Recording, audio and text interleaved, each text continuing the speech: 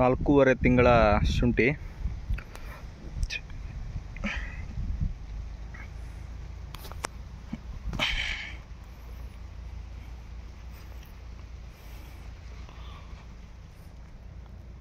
ಎಲೆ ಚುಕ್ಕೆ ರೋಗ ಸ್ವಲ್ಪ ನೇಟಿವ್ ಹೊಡೆದ್ಮೇಲೆ ಕಂಟ್ರೋಲ್ ಆಗಿದೆ.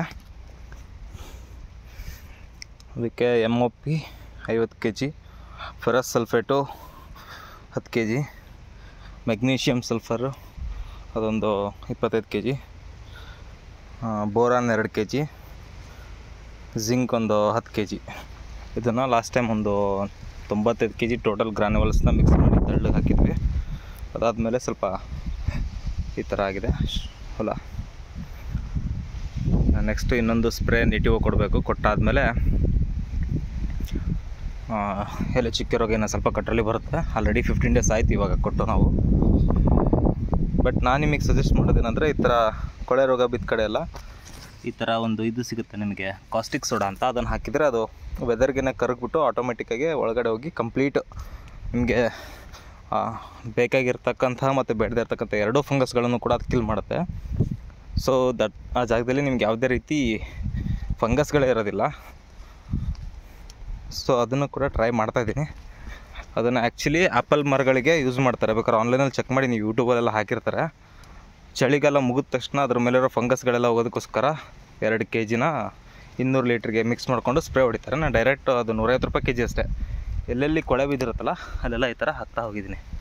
ಜಾಸ್ತಿ ಏನಿಲ್ಲ, 1 kgಲೇ ನಾನು ಅಷ್ಟು 1 ಎಕರೆಗೂ ಎಲ್ಲೆಲ್ಲಿ ಕೊಳೆ ಇದೆ ಒಂದು 100 ಕಡೆ ಇರ್ಬೋದು, ಎಲ್ಲದಕ್ಕೂ ಮ್ಯಾನೇಜ್ ಮಾಡಿದ್ದೀನಿ ಅದನ್ನೇ. ಸೊ ಹೇಗಿದೆ ನೋಡಿ ಇವಾಗ, ಅದು ಕರಗ್ತಾ ಇರುತ್ತೆ ಗಾಳಿಗೆನೆ. ಇದಾದ ನಂತರ ನೀವು ನಾನು ಸಜೆಸ್ಟ್ ಮಾಡೋದೇನೆಂದರೆ, COC ಆಗಲಿ ಮತ್ತು ಸಾಫು ಇದು ಯಾವುದೇ ಆದರೂ ಕೂಡ ನೀವು ಎಲೆಗಳ ಮೇಲೆ ಸಿಂಪಡಿಸ್ಕೊಳ್ಳೋಕ್ಕಿಂತ ಬುಡಗಳಿಗೆ ಹಾಕೋದು ಬೆಸ್ಟು. ಸ್ಪ್ರೇ ಹಿಡಿದ್ರೂ ಕೂಡ ನೀವು ಬುಡಕ್ಕೆ ಹಿಡಿದು ಬಿಡ್ರಿ. ಎಲೆಗಳ ಮೇಲೆ ಬಿದ್ದರೆ ಎಲೆಗಳು ಆವಾಗ ಅವು ಒಂಥರ ಒಣಗೋದಕ್ಕೆ ಶುರು ಆಗುತ್ತೆ. ಬಟ್ ಅದೇ ನೇಟಿವ್ ಆಗಿ ಕೊಟ್ಟಾಗ ನಿಮಗೆ ಎಲೆಗಳು ಚೆನ್ನಾಗಿ ಆಗ್ತವೆ. ಬಿಟ್ಟರೆ ಈ ಕೊಳೆಗೆ ಸಂಬಂಧಪಟ್ಟದನ್ನೆಲ್ಲ ನೀವು ಬುಡಕ್ಕೇ ಹಾಕಬೇಕು, ಇಲ್ಲಾಂದರೆ ಈ ಥರ ಆಗುತ್ತೆ. ನಾವು ಲಾಸ್ಟ್ ಟೈಮ್ ಸಾಫ್ ಹಾಕಿದ ಮೇಲೇ ಸ್ವಲ್ಪ ಈ ಥರ ಆಗಿರೋದು ಇದು ಸ್ಪ್ರೇನ. ಆಮೇಲೆ ಯಾವುದೇ ಕಾರಣಕ್ಕೂ ಯಾವುದೇ ಫಂಗಿಸೈಡ್ಗಳಾಗಲಿ ನೀವು ಮಿಕ್ಸ್ ಮಾಡಿಕೊಡ್ಬೇಡಿ. ಪ್ರತಿ ಸತನೂ ಕೊಡಿ, ನೀವು ಒಂದೊಂದೇ ಕೊಡಿ. ಕೊಡ್ತೀರಾ ಸಾಫ್ ಕೊಡಿ, ಇಲ್ಲ ನೇಟಿವ್ ಕೊಡ್ತೀರಾ ನೇಟಿವ್ ಕೊಡಿ, ಅಥವಾ ಕೀಟನಾಶಕಗಳು ಇರ್ತೀರಾ ಬರೀ ಕೀಟನಾಶಕಗಳು ನೋಡಿರಿ. ನಿಮಗೆ ಕೆಲಸ ಜಾಸ್ತಿ ಆಗ್ಬೋದು ಅಂದ್ಬಿಟ್ರೆ ರಿಸಲ್ಟ್ ಪಕ್ಕ ಬರುತ್ತೆ. ನೀವು ಯಾವಾಗ ಕೆಲಸಗಳು ಕಡಿಮೆ ಆಗ್ಬೇಕು ಅಂತ ಒಟ್ಟಿಗೆ ಹಾಕ್ತೀರಾ ಆವಾಗ ಸ್ವಲ್ಪ ಬೆಳೆಗಳಲ್ಲಿ ನಮಗೆ ವೇರಿಯೇಷನ್ಸ್ಗಳು ಕಾಣ್ತವೆ. ಯಾವುದಾದ್ರು ಒಂದು ನ್ಯೂಟ್ರಲ್ ಆಗುತ್ತೆ, ಬೇರೆದೊಂದು ಹೈ ಆಗುತ್ತೆ. ಆವಾಗ ನಮಗೇನಾಗುತ್ತೆ ಅಂದರೆ ಇರ್ತಕ್ಕಂತಹ ರೋಗದ ಜೊತೆಗೆ ಬೇರೆ ರೋಗಗಳು ಅಟ್ಯಾಕ್ ಆಗೋ ಚಾನ್ಸಸ್ಗಳಿರ್ತವೆ. ಸೊ ಗೊಬ್ಬರದಲ್ಲೇ ನೀವು ಹಿಡ್ತಡಿಯಿಂದ ಹಾಕಬೇಕಂತ ನಾನು ಹೇಳೋದು. ಯಾವುದೇ ಕಾರಣಕ್ಕೂ 19 ಕೊಡೋಕೆ ಹೋಗಬೇಡಿ.